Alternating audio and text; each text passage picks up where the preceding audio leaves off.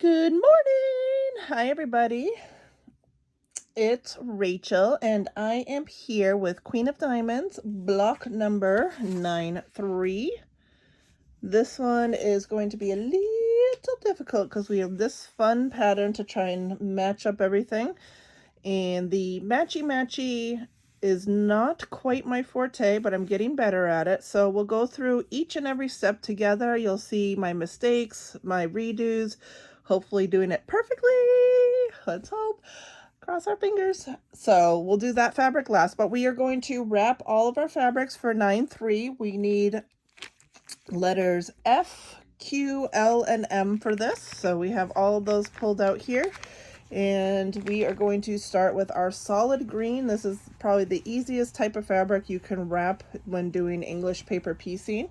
And if you're new to English paper piecing, I know I've done a couple videos or a few videos in, so most of you understand how this works, but English paper piecing is basically wrapping pieces of paper in fabric, and what that does is it creates your seam allowance for you. So when you're machine sewing, you're creating your seam allowance by doing the machine sewing.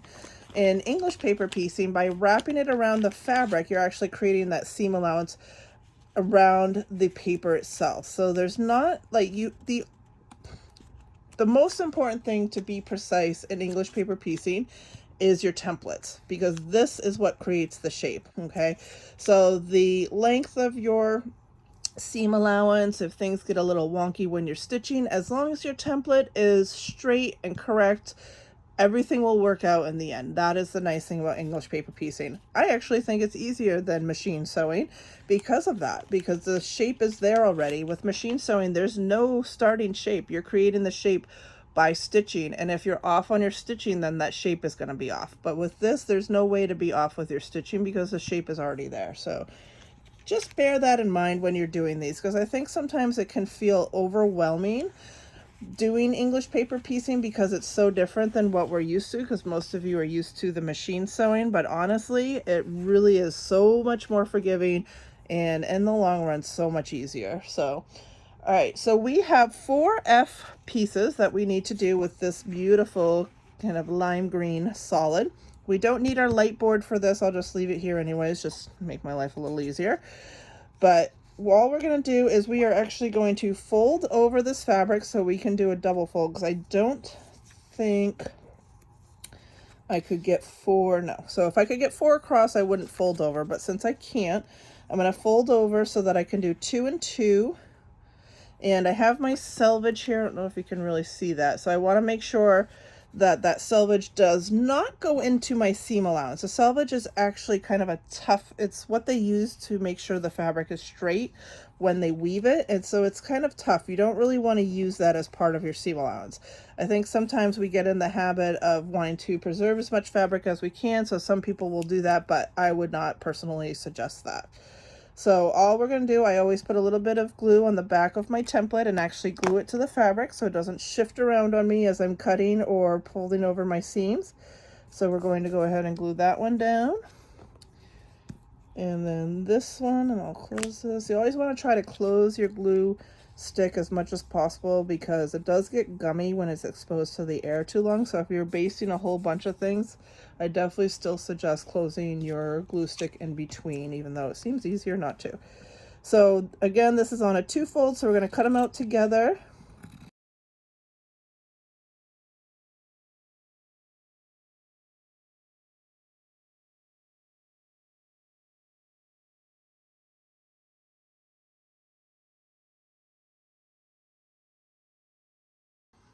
So the ooh, so these are all cut out. So all we need to do is separate them. And then we will glue on the other papers onto the ones that don't have papers. So this is really the easiest method of cutting out papers for fabrics that are non-directional. So if you don't have to fussy cut, if it's not a stripe, I usually fussy cut even my dots. If it's none of those, if it's a solid, this is the easiest way to do it to get them all done. So we will go ahead and set those aside and move on to our next fabric. The next fabric that we are going to be working on is this lazy stripe. So it looks like I need 2 Qs and 8 L's. Okay, so we need a good bit of that. Now with the lazy stripe, so there have been some of the blocks where I have fussy cut this because I wanted it to look a certain way. In this particular block, I don't think I'm going to do that because it would be quite hard, and really they didn't do that in the pattern anyways.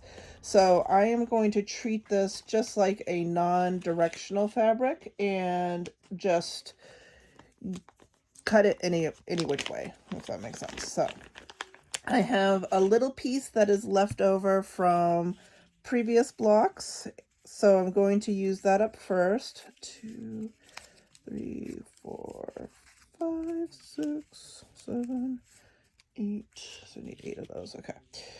And the color on the paper doesn't matter. Paper pieces, just cut them out of 2 different types of paper. They're the exact same thickness, so it doesn't affect anything to use different colors in the block.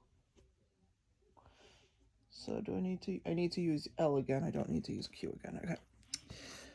Sorry, my brain is on overdrive today. So let's see what our most efficient use of fabric is. So if I were to fold this over, fold it. So I wouldn't use those 2 little bumps, but would I get enough fabric around these kites? Does this make the most sense? Yeah, this might actually work good because I was thinking of using the bigger pieces, and I think I can get all 8 kites out of this cut, and then I can do the other one for the bigger pieces. So I think that's what I'm going to do. So just make sure this is, actually, you know what, just for visual effect, I think, you know, it's not really necessary, but I think I'm going to trim here just so that I know I'm getting good borders on both sides, because this is the key, is I'm double cutting these. So I don't want to accidentally incorporate this as a border for the bottom cut. And I don't think that'll be a big deal. So should still be good. Yep, plenty of room. Okay, so let's go ahead and glue these down. So again, just like with the last one, we are going to glue these in such a way that I will end up cutting 2 of each, trim them out, and then glue the papers onto the fabric. So I'll go ahead and do that in fast time for you so you can see that process.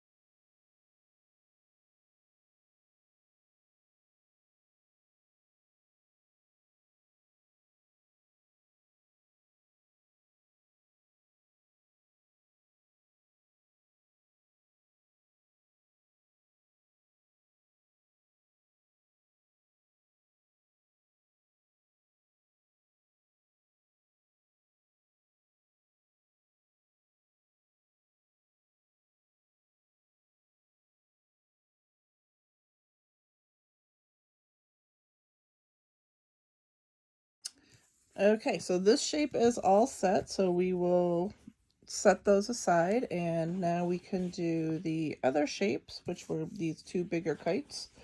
So we're going to, this is going to be, again, just pretty straightforward. I'm not going to fold over on these because there's no reason to preserve. I can just do them side by side. No reason to preserve that much fabric. So we will just, pretty straightforward, just glue them down. Make sure, again, you're leaving your seam allowances. So we'll get them both glued down, trimmed out, and keep going.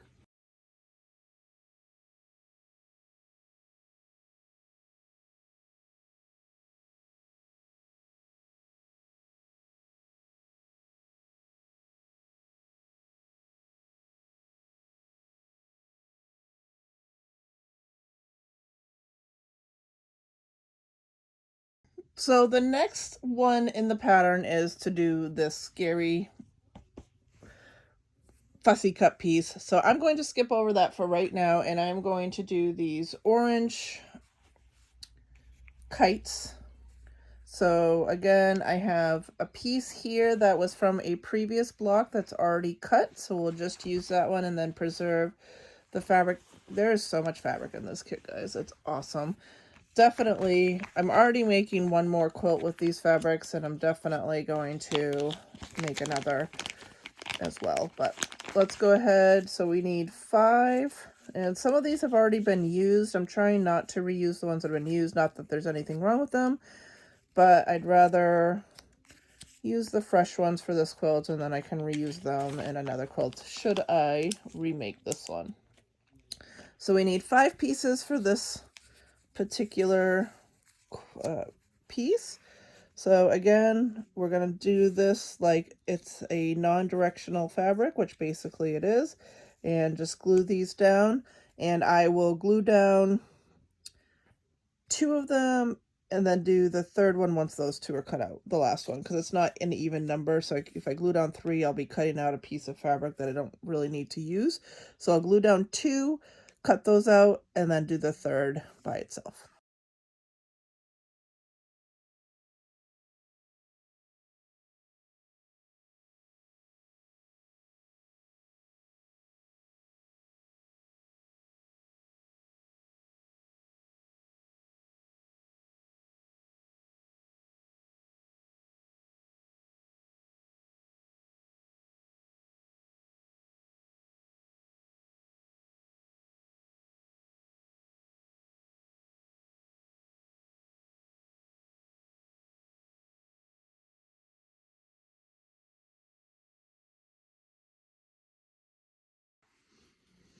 So we can't avoid it any longer. So our last piece is going to be this beautiful fussy cut piece. And the big part of this, the big scary part of this, is that it is cut in such a way that it looks like this is all one piece of fabric. So we are going to go ahead and attempt this. Now, one video I saw, I think it was from the video that Chelsea put out, she had It's So Jody on there, and she had suggested doing this middle part just as one piece, which would actually make a lot of sense because it's a shape that you can actually either use the hexagon that's in the kit or tape these together, because there's not really any odd shape to this. So that would be probably the easiest way to do it. But I think I'm going to attempt to do this without taping those together and see how it goes. And if it doesn't work out great, then maybe we'll go down that option. So, as I said earlier in the video, this type of fussy cutting is a little bit harder with the light box. I'm still learning the technique myself. I am pretty quick at picking up on things, but I have not been doing this kind of paper piecing for very long. I've had an English paper piecing project going since I was 18, but it was just grandmother's flower garden, so there was really no fussy cutting to it whatsoever. I've been machine piecing for a long time, and I do a lot of fussy cutting with that, so I definitely understand how it works and everything, but learning how to do this with my light box and not the acrylic templates is a little bit of a challenge. If you have the acrylic templates, it does make it a little easier, and I'll try to show how you can do that. You would need to trace the template in order to do that. You can watch that video from Chelsea and It's So Jody, because she does do this with the acrylic templates and she does a really good job of it. So definitely suggest that, because obviously I do not own any acrylic templates. I choose not to buy them. I feel like it's an added expense I don't need. Lightbox I can use on every single project, whereas the acrylic templates probably aren't going to get reused unless you're using that specific shape again, which is unlikely, especially with this type of project. So we are just going to go ahead and jump in and hope for the best. The good thing about this particular piece is that it is symmetrical, so that'll make it easier, because usually when I'm doing this I end up with a reverse piece because of doing this from the back side, and my brain doesn't always put 2 and 2 together. So even if we end up with a reverse piece, it's still going to work because this is symmetrical. So the first M is with these dark pink colors as spikes coming into the M, and then the main body of it is this green, and yellow. So I found a piece of this on our fabric, and there is plenty of fabric. We may have to cut into 2 spots for this. I don't think I'm gonna get all 4 pieces across this, but that's why they give you lots of fabric. Okay, I am always a huge proponent for trying to save as much fabric as possible, but not at the sacrifice of a beautiful quilt. So if I have to cut into even 3 spots, I will do it. Not a big deal. So we are going to start with, I want these spikes are going to come into the fabric. We're going to start with the corner of this. Let me zoom in a little so you can see it good. Okay, so the corner of this is going to be at the, you can see the center line of the dark pink. So the top corner at the center line of that, and then I'm basically splitting this green down the middle right there. So we're going to go ahead, I'm going to put quite a bit of glue, and I'm going to put it right along the edges even, so that this really does not shift. This is the biggest thing with this so precise fussy cutting. You do not want anything to shift. Okay, so I'm going to make sure I leave enough seam allowance. I want to split this green right down the middle.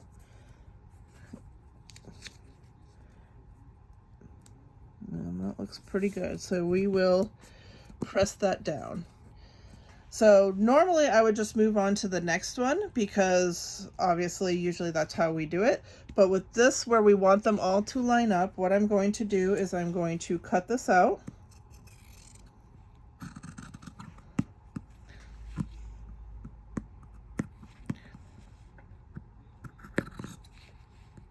And this part's going to be the tricky part for me, is lining the next one up. But we will, this is what I like to do for you guys. I know a lot of tutorials kind of skip over the nitty gritty and maybe edit out their mistakes. I don't edit out my mistakes. You're going to see it all, because I know you might be making the same mistake and think, oh my gosh, how could I do that? And you know, everybody makes mistakes. It happens. So this fabric may end up looking like Swiss cheese by the time I'm done, so we'll see. So I am not, let's see, I'm not sure on ear theory for these. I think I can have my ears point out. So we're going to start here. We'll start with the sides. We're going to base this. So I'm going to base this first one so that I have exactly where my edges land to be able to line up the next one. So we're going to base this. Oh yeah, this is good to do this way anyways, actually, because this is the edge we want to line up.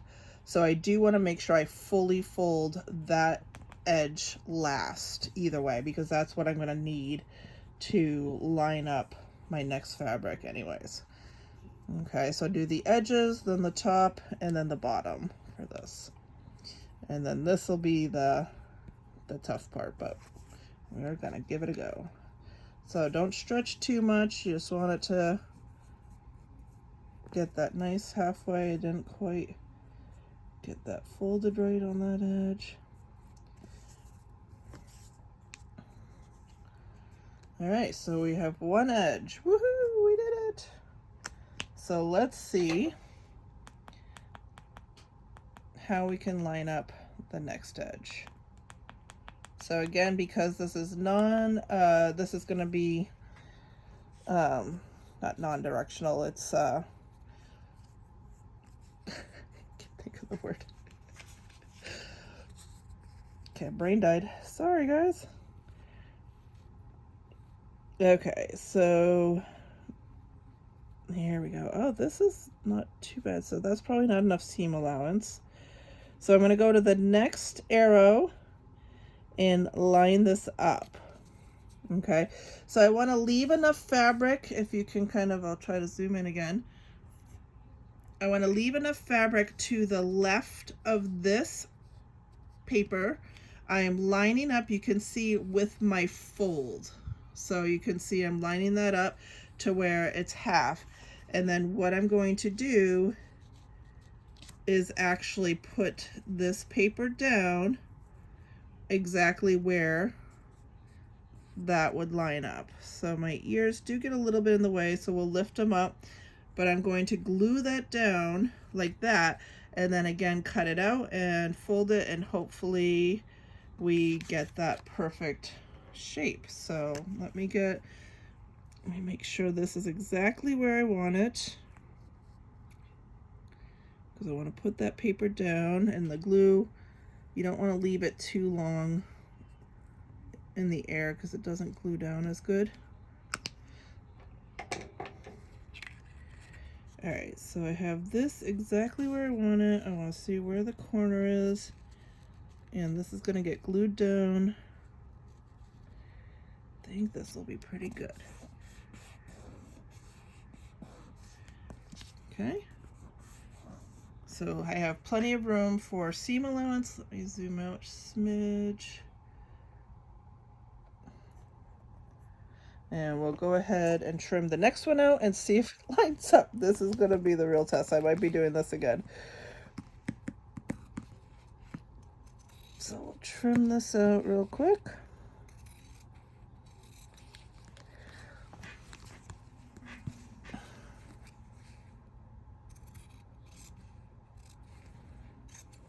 All right, let me turn this on.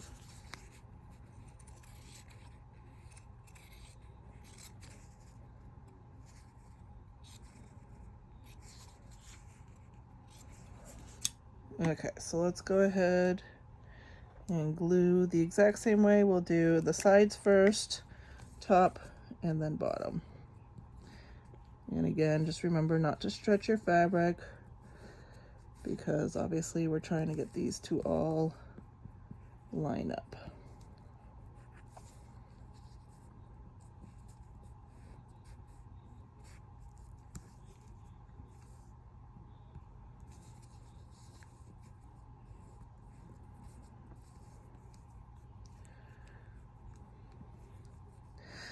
I'm waiting with anticipation to see if it works.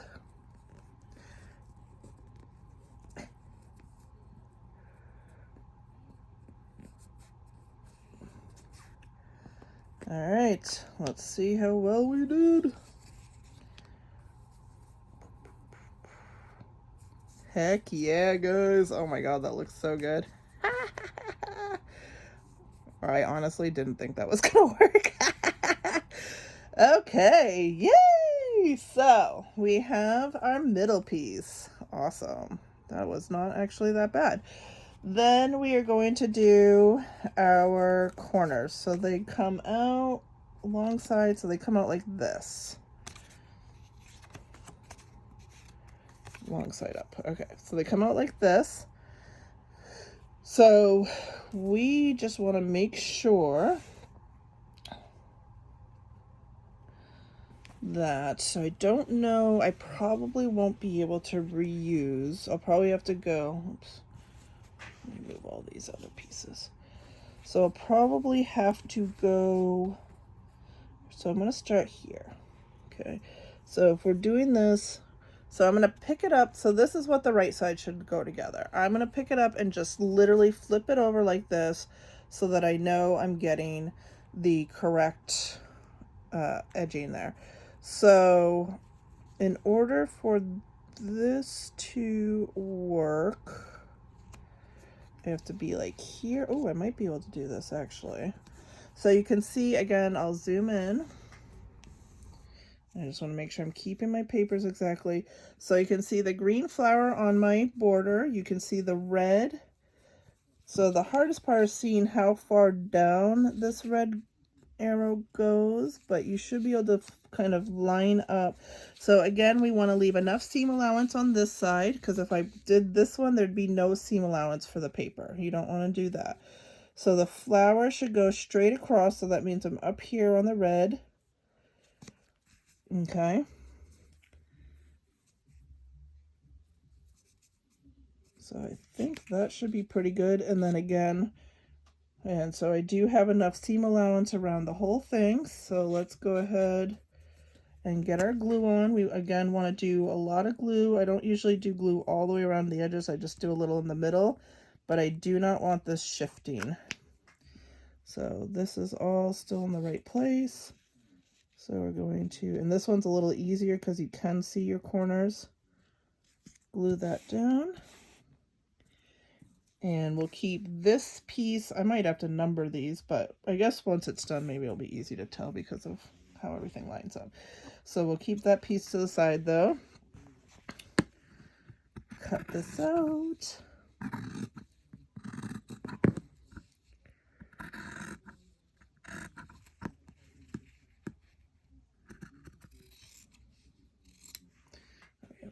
A little extra piece there. So let's move that. So again, we're going to glue baste this.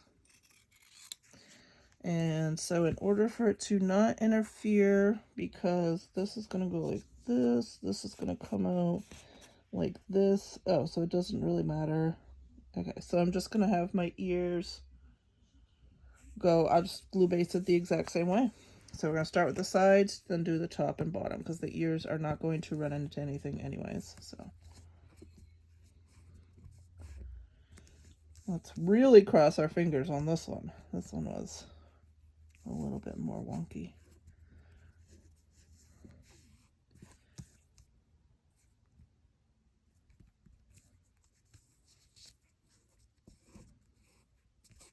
Okay, and then we're going to do the bottom.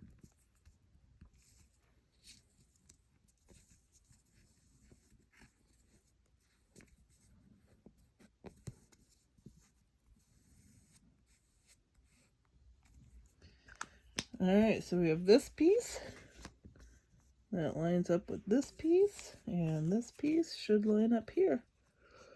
Tuck our ear in. Oh, it might be ever so slightly off, but I think I'm okay with that. That's pretty dang close.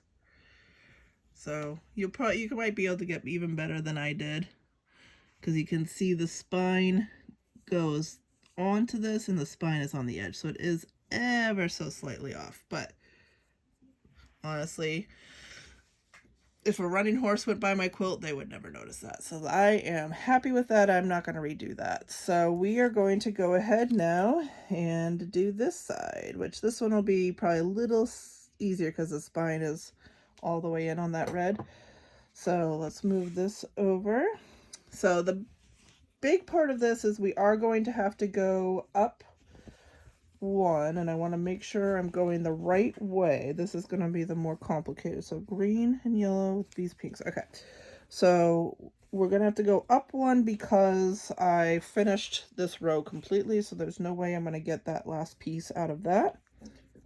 So again, I pick it up just like this. This is going to be the way it's going to be front facing. So I want to flip it over just like this, and that tells me how this one should be going. So let's move those guys out of the way. Let's get our light box on.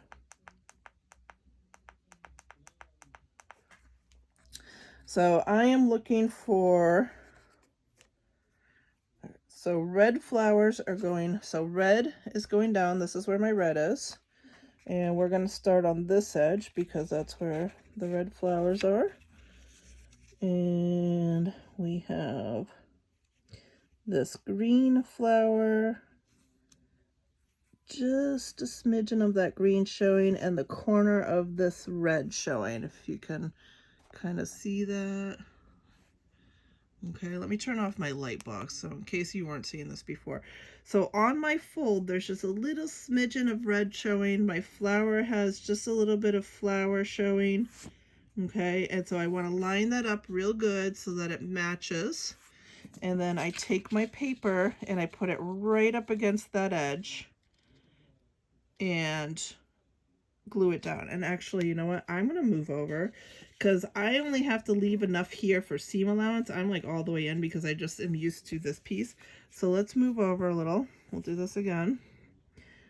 So we'll start on this one. So again, a little bit of that red. We're going to line it up with the flower. So you're just using this fold to line everything up. So you want to fold, like, see the mirrored image right there. Okay, hopefully you can see that.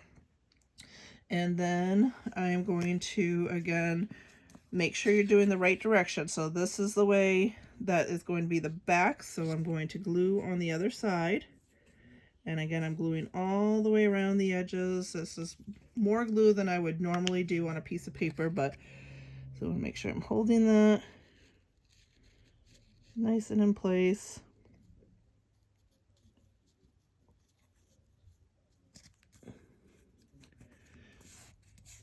Okay, so that's all glued down. We can take this piece off now and trim this out and glue baste it and then see what our result is. So let's go ahead. We'll keep doing this not in fast motion for you since we've done this whole video already. So this process has actually worked a little bit better than I thought it would. It is a little time consuming, but all of them are time consuming. I mean, any way you do it, it's going to be time consuming when you're doing this fussy of cutting. So again, if you have acrylic templates, it's honestly a pretty similar process now that I've tried this. So you know, just line it up with the edge of the fabrics, but like I said, Chelsea's video that has It's So Jody in it summed that up really good. So that's probably a better one to watch if you want to try and use your acrylic templates than, you know, me trying to explain something I don't even own. So I like the light box. All right, so let's go ahead and get these glued. This is our last piece, and then we'll do fast time gluing. I'll go over ear theory and stuff on the rest of the pieces, and we'll do fast time basting on those, but I do like to show the whole process for you guys. But this was the most complicated one. All right, let's see, guys, did we do it? So make sure, let's see which pieces are which. So these are our two center pieces. Then we should have one. Oop. Oh no. Ruh-roh. See, I screwed up. Because I believe this one is here. Yeah. Ah, we were so close. I think I did the wrong side.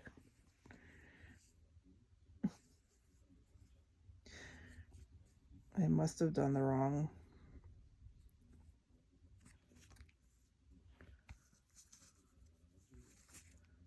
Must have done the wrong edge.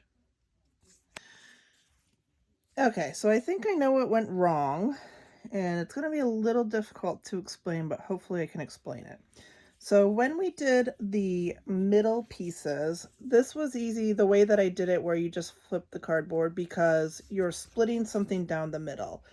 The edges are a little different because of they're not really splitting anything. So you can't really go by the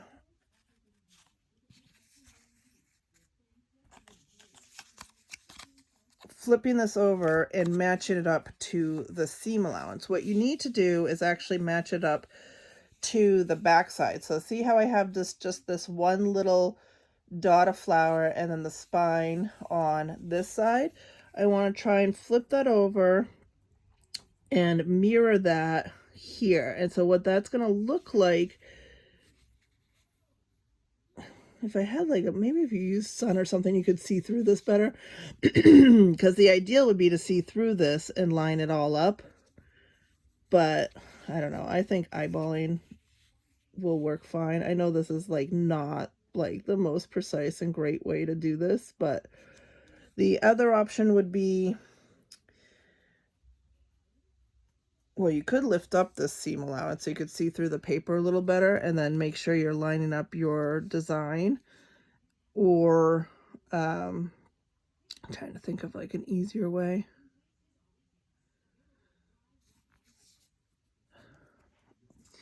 I am not sure, but hopefully it makes sense. So what you're basically trying to do is mirror this edge. So like I want this one little, like what I was doing is I was creating that one little dot, but instead I want to be covering that one little dot so that when the next one comes together, that one little dot matches up with the edge of this flower. I hope that kind of makes sense. So we're going to try this again. And I know this is so wonky. I'm going to work on it for a minute and try to come up with like a more precise way when you're doing it with just the light box. But hopefully this kind of makes sense in your head of trying to think of it as, rather than trying to match the back here, we're trying to actually get this to line up with the picture in the front. And it is a little bit of eyeballing to do that. So we're going to redo this. I'm going to use more fabric. It happens. Our old piece is going to get scrapped. I'll just pull it off the paper. So let's try this one more time. See if that works a little better. And if it doesn't, then I'm going to go back to the drawing board. But the original way of matching up with the seam will definitely work for the middle piece because you're splitting it down the middle. It's going to be mirrored, so it's very easy. But this, you just have to think about what you're matching up to the front and kind of fudge it over. It's not going to match up with the seam on the back this time. So I hope that kind of makes sense the second time around, but I'm sure it's a little confusing. But just do it slowly. Think about it. Think about how it matches up. It's still the same, you know, taking the piece and taking the paper and flipping it, making sure you have your papers the right way. That's all the same. It was just the matching up that was a little bit different. All right, so let's see if this is better. And actually, if I had done that on the other side, because remember I said that other side didn't quite match up, that'll probably come out better too. But I'm not going to redo that because, number one, I don't want to use up more fabric, and if it was way off like this one was, I absolutely would use more fabric, but where it's pretty darn close, I think I'm just going to leave it.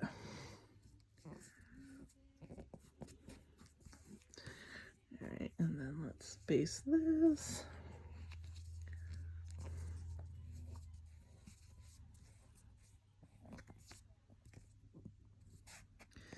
All right, let's hope this is a little bit better. So let's try this again. So again, we have our two middles, which look really good. Oops, I go this way. Then we have this guy, which again is a little bit off. And drum roll, please. Ah, yes, much better. Much better. All right, so that looks good. We did a good job this time. So again, when you're putting the paper down on the other side, just think about, okay, I have one little tiny nub of a flower here, so I want to cover one tiny little nub of a flower, or I have one little spike of red, so that's what I want to cover with this before I glue the next paper down. So hopefully that kind of makes sense. If it doesn't, please let me know in the comments that it's still confusing, and I am willing to sacrifice some other fabrics. I can pull out some other fabrics from my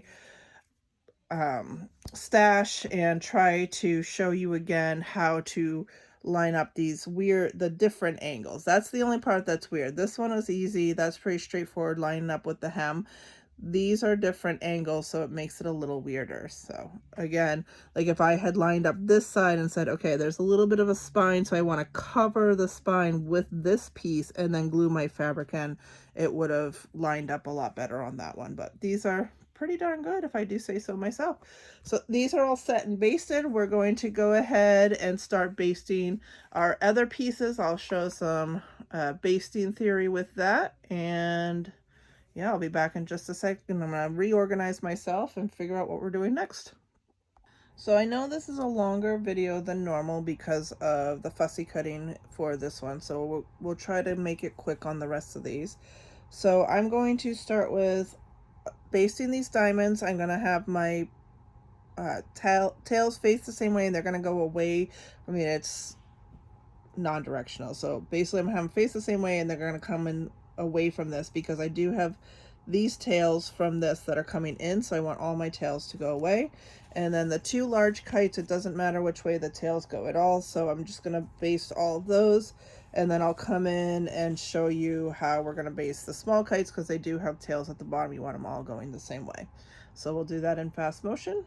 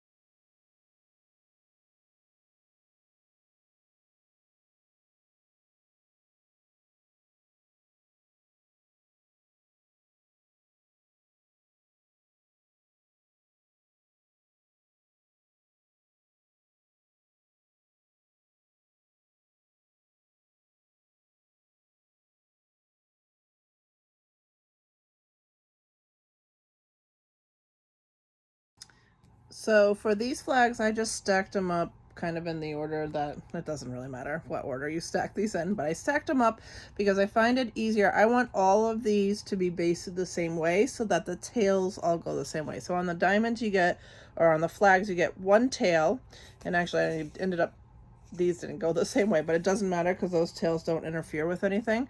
But I definitely want all these tails to go the same way because they're going to be lined up like three, and all the tails have to face the same direction. Whether it goes this way or that way, doesn't really matter. So what I do in order to get the tails to go the same way is I stack them all up the same way, and then I'm going to go counterclockwise. And if I do that on every single one, then all of my tails will go in the same direction. So that's what I'm going to do next, and then we'll show you everything laid out.